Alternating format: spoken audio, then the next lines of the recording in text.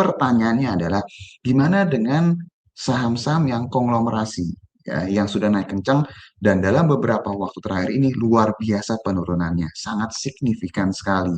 Dan kalau kita lihat di layar lebih sering ARB nih, my friends. Nah, hasil observasinya kita ada di beberapa saham, seperti yang kita bilang pada waktu itu, kita juga bahas di PTRO ya, beberapa waktu lalu, my friends ya. Kita melihat bahwa kejadian di beberapa hari yang lalu, ketika terjadi trading hold, sempat ARB itu di lock ya. Jadi kalau misalnya friends mau lihat supply sama demand itu seimbang atau tidak, ketika terjadi ARB ada perlawanan atau tidak dalam nilai yang besar atau tidak secara transaksi. Nah, kalau di awal-awal ketika MSCI itu memberikan informasi terkait interim freeze, itu ARB-nya di lock, jadi kunci teman friends. Perlawanan pun juga nggak terlalu besar. Tapi beberapa waktu setelahnya, bahkan kemarin kalau kita lihat terlepas saham-saham ini mengalami ARB, itu terjadi perlawanan yang besar. Jadi supply yang terjadi itu ada yang ibaratnya ada demand-nya lah. Kan tetap ARB, iya, tapi ARB-nya itu nggak kelok yang ibaratnya berat gitu loh untuk naik.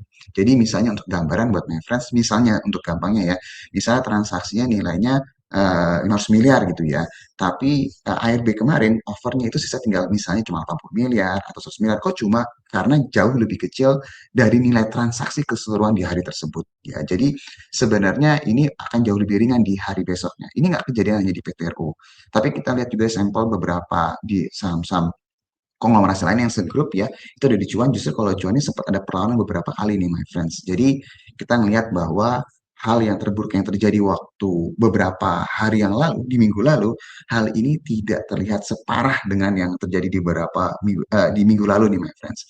Dan juga kalau misalnya kita lihat di saham bumi pun juga sama my friends. Jadi terlepas terjadi ARB tapi terjadi perlawanan dalam skala yang besar juga. Jadi nilai transaksi kemarin itu lebih dari 2 triliunan kalau saya tidak salah. Jadi melihat dari hasil observasi beberapa hari terakhir ini, satu bisa dikatakan bahwa meskipun kemarin terjadi ARB, terutama untuk di saham-saham konglomerasi, tekanan jualnya jauh lebih berbeda nih, my friends. Itu yang pertama. Yang kedua, kalau kita perhatikan juga beberapa saham itu nggak cuma tekanan jualnya berkurang, tapi terjadi nilai transaksi di harga bawah. Ini kalau dari sisi observasi, harusnya dalam beberapa waktu ke depan, nggak terlalu lama, seharusnya nih my friends, ini baik lagi disclaimer ya, kita bisa melihat rebound yang cukup besar nih dari saham-saham yang tergolong konglomerasi.